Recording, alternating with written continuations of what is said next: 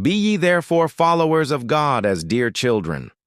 Our walk is prophetic. 1 John 2:6.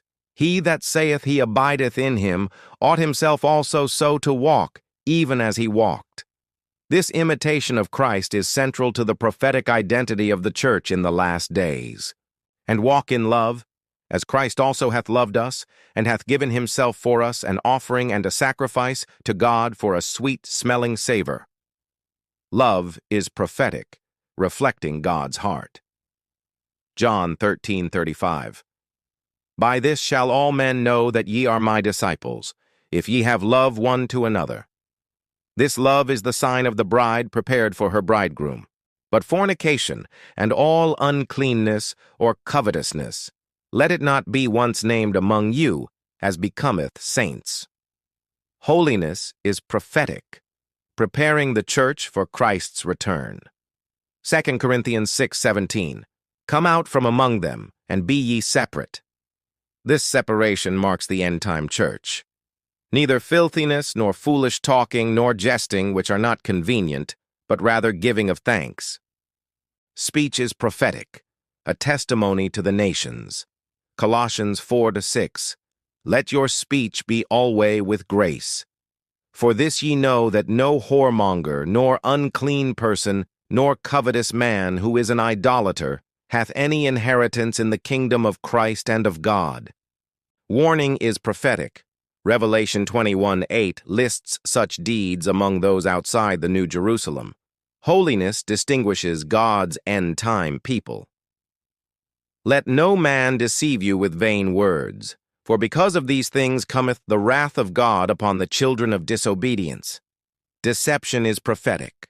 2 Thessalonians 2:9-10 warns of the delusion in the last days.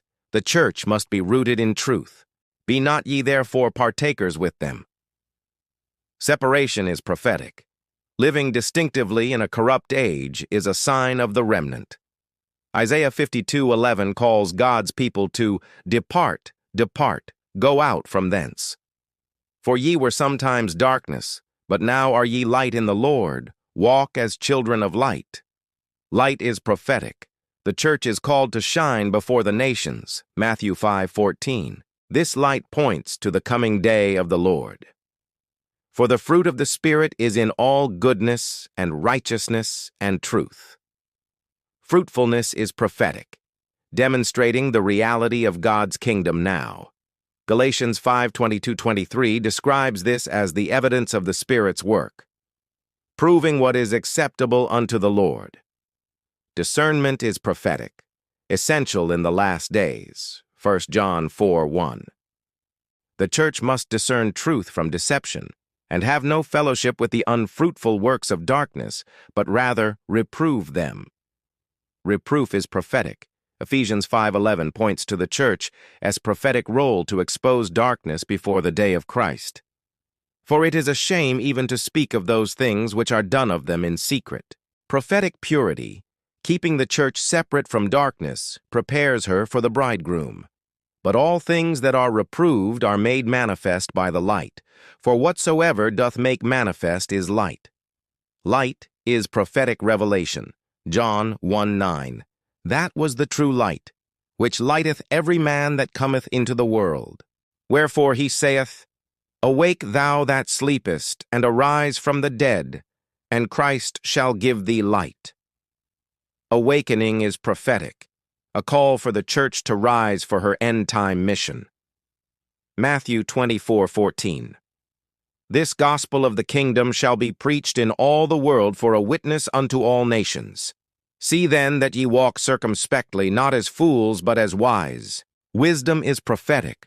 The church's discernment is essential in the days of deception. James 1:5. Redeeming the time, because the days are evil. Urgency is prophetic. Romans 13:11 warns of the shortness of time before the day of the Lord. Wherefore, be ye not unwise, but understanding what the will of the Lord is. Understanding is prophetic. The church must align with God's revealed will for the end times. And be not drunk with wine, wherein is excess, but be filled with the Spirit. Spirit-filled living is prophetic. The church empowered for her mission. Acts 1:8.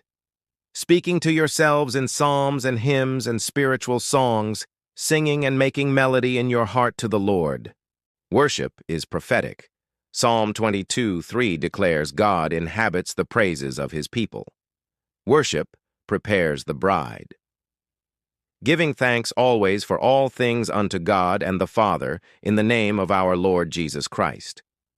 Thanksgiving is prophetic, a posture of readiness for Christ's return. Submitting yourselves one to another in the fear of God.